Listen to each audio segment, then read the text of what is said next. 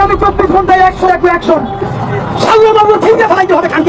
শরীফ ওসমান হাদী, যার শরীরের পুরোটাই সাহসে ভরা, বক্তৃতায় তোলেন প্রতিবাদের ঝড়, কথা বলেন কঠোর ভাষায়। সেই কঠোর ভাষা কখনো আওয়ামী লীগের বিরুদ্ধে যায়, আবার কখনো যায় অন্যান্য দলগুলোর বিরুদ্ধে। তবে হাদী কখনোই এসব নিয়ে ভাবেন না। জুলাইয়ের আন্দোলনে সামনে থেকে নেতৃত্ব দেয়া এই যুবক গণ অভ্যুত্থানের চেতনা টিকিয়ে রাখতে গড়ে তুলেছেন ইনকিলাব মঞ্চ। 12 ডিসেম্বর শুক্রবার ওসমান হাদীকে গুলির ঘটনার পরপরই এই দুই ছবি নিয়ে সন্দেহ বাড়তে থাকে। একটা ছবিতে দেখা যায় কালো জ্যাকেট এবং মাস্ক পরে হাদীর পাশেই বসে আছে, অন্যরা হাত মিলিয়ে চলে যাচ্ছেন। কিন্তু হাদীর পাশে বসে থাকা এই যুবককে সন্দেহ তৈরি হয় আরেকটা ছবি দেখে। গায়ে কালো পাঞ্জাবি, কালো মাস্ক, গলায় চাদর এবং পরনে জিন্স প্যান্ট ছিল। গুলি করার সিসিটিভির দৃশ্য প্রকাশ্যে আসার পর সেই সন্দেহ পরিষ্কার হতে থাকে। মোটরসাইকেলে করে হামলায় অংশ নেওয়া দুই ব্যক্তি এবং 50 জন প্রার্থীকে টার্গেট করে ক্লিন করা হবে। শাসনের প্রার্থী ওসমান হাদীকে টার্গেট করে তার মাথায় গুলি চালানো হয়েছে।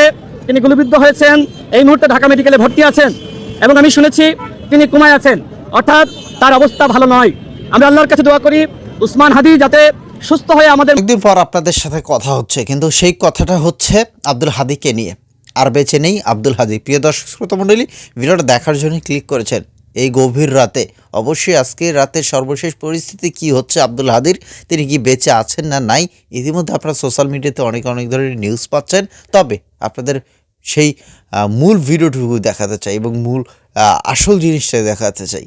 সর্বশেষ পরিস্থিতি কি এবং আব্দুল হাদী তাকে যেভাবে নেওয়া হয়েছে এভার কেয়ার হাসপাতালে এখন নেওয়া হচ্ছে, বা তাকে যেভাবে গুলি করা হয়েছে, সম্পূর্ণ ভিডিওটা আমরা দেখে আসি।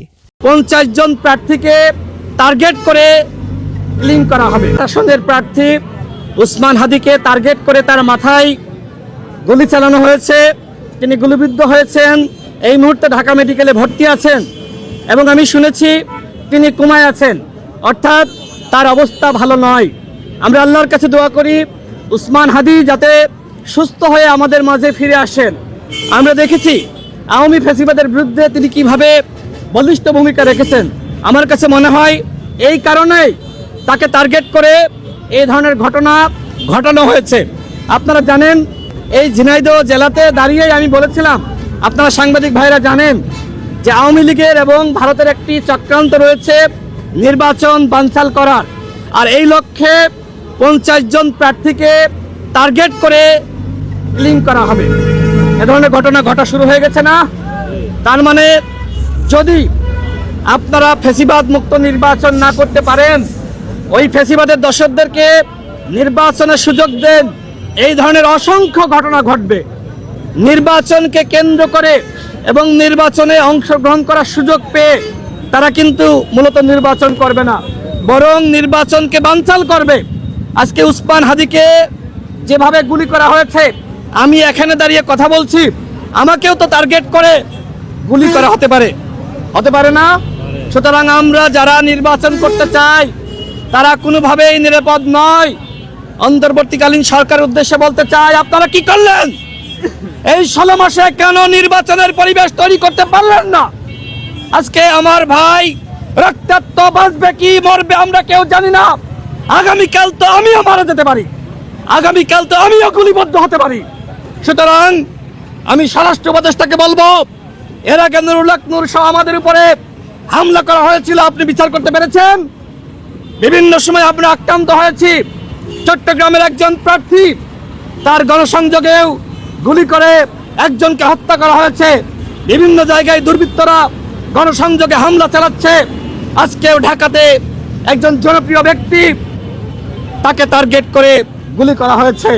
সুতরাং আপনারা শুধুমাত্র তফসিল ঘোষণা করে যদি মনে করেন সেরা নির্বাচন করবেন, সেরা নির্বাচন করার জন্য সেরা নির্বাচনী পরিবেশ তৈরি করতে হবে, সেটি কতটুকু করতে পারবেন আমি জানি না। আমি অত্যন্ত ব্যথিত।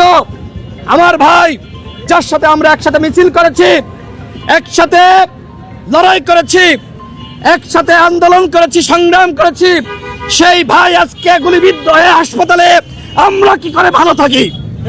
আমি স্বরাষ্ট্র উপদেষ্টাকে বলবো, 24 ঘন্টার মধ্যে যদি এই দুর্বৃত্তদেরকে গ্রেফতার করতে না পারেন, আপনাকে পদত্যাগ করতে হবে। আপনার মতন ব্যক্তি আমাদের দরকার নাই, আমাদের নিরাপত্তা নিশ্চিত করতে পারে না। আজকে আমি কষ্ট পাচ্ছি, আমি ব্যথিত, আমার কথা বলারও অবস্থা নাই। তারপরে আপনাদের উদ্দেশ্যে বলছি, যে এই নির্বাচন আগামী 24 ঘন্টায় 100 সাল্লাল্লাহু ছিনিয়ে ফেলাইতে হবে খানকি।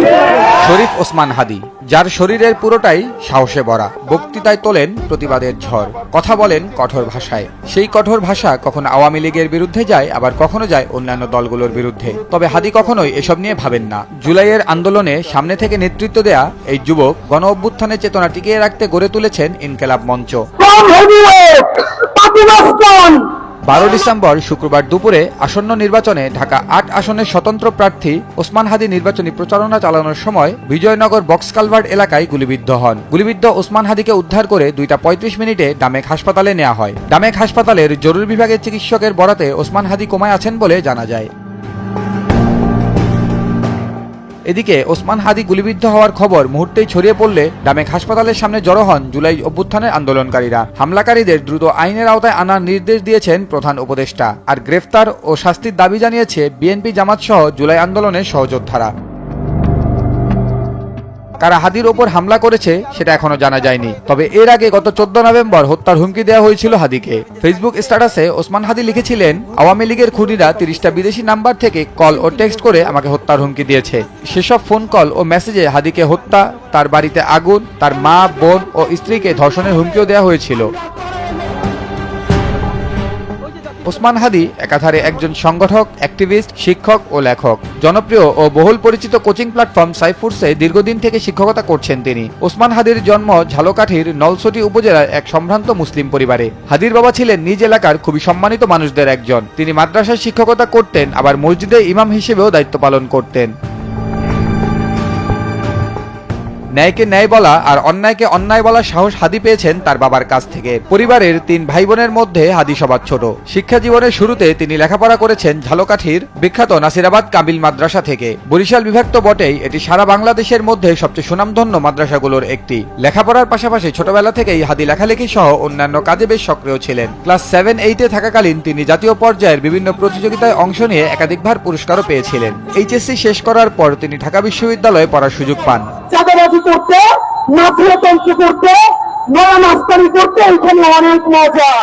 শরীফ ওসমান হাদি লেখাপড়া করেছেন ঢাকা বিশ্ববিদ্যালয়ের রাষ্ট্রবিজ্ঞান বিভাগে। তবে শহরে 8-10টা ছেলেমেয়ের মতো তার ভার্সিটি জীবন অত সহজ ছিল না। মাদ্রাসা ব্যাকগ্রাউন্ড থেকে উঠে এসে বিশ্ববিদ্যালয় শুরু থেকেই তাকে নানা কটু কথা শুনতে হয়েছে। লম্বা লম্বা চুল ও মাথায় টুপি থাকার কারণে তার ডিপার্টমেন্টের শিক্ষকরাও তাকে শিবির ও হেফাজত বলে ডাকত।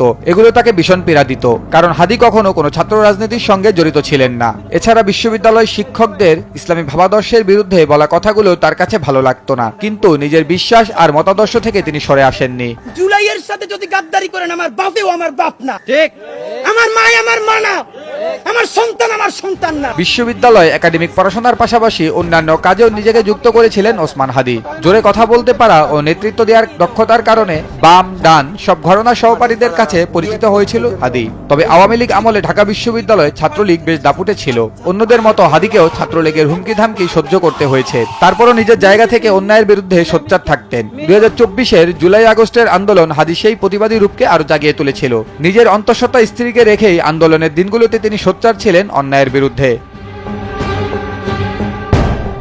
জুলাইয়ের প্রেরণাকে বাঁচিয়ে রাখতে প্রতিষ্ঠা করেছিলেন ইনকিলাব মঞ্চ। প্রতিষ্ঠার পর থেকেই আওয়ামী লীগ বিরোধী অবস্থানে সোচ্চার ছিল ইনকিলাব মঞ্চ ও ওসমান হাদি। মঞ্চের মুখপাত্র হিসেবে হাদি নিজেও অভ্যুত্থানের পর থেকে এ পর্যন্ত নানা কর্মসূচি দিয়ে তরুণদের মাঝে সাড়া ফেলেছেন। সোজাসাপটা কথা বলায় তার পরিচিতি যেমন বেড়েছে। আশা করছি পুরো ভিডিও জুড়ে আমাদের সাথে ছিলেন এবং আব্দুল হাদির মতো ছেলেকে আসলে এভাবে দুনিয়া থেকে তুলে নেওয়া হবে বা এরকম একটা সিদ্ধান্ত নেওয়া হয়েছে তাকে নিয়ে কারা করতে পারে এই কাজটা? এই কাজটা কারা করতে পারে? যারাই করেছে খুবই জঘন্য কাজ করেছে এবং এইটা নিয়ে তোলপাড় হবে। এবং নির্বাচন দেখেন আপনি কি হয় না হয়। এইখান থেকে নির্বাচনের যদিও তফসিল ঘোষণা করা হয়েছে, তারপর এটা নিয়ে কত মানে কিছু হয় এটা দেখেন, শুধু জাস্ট অপেক্ষা করেন। বা এটা কোনো কাজ হইল? হ্যাঁ, তো যাই হোক, কি বলবো, অবশ্যই আবার অডিয়েন্সের যারা আছেন এইখানে, যারা দেখতেছেন ভিডিওটা, আপনাদের মতামতটা একটু লিখবেন। আপনারা চুপ করে থাকবেন না, বন্ধ হয়ে থাকবেন না, আপনারা চুপ করে থাকবেন না, কথা বলেন।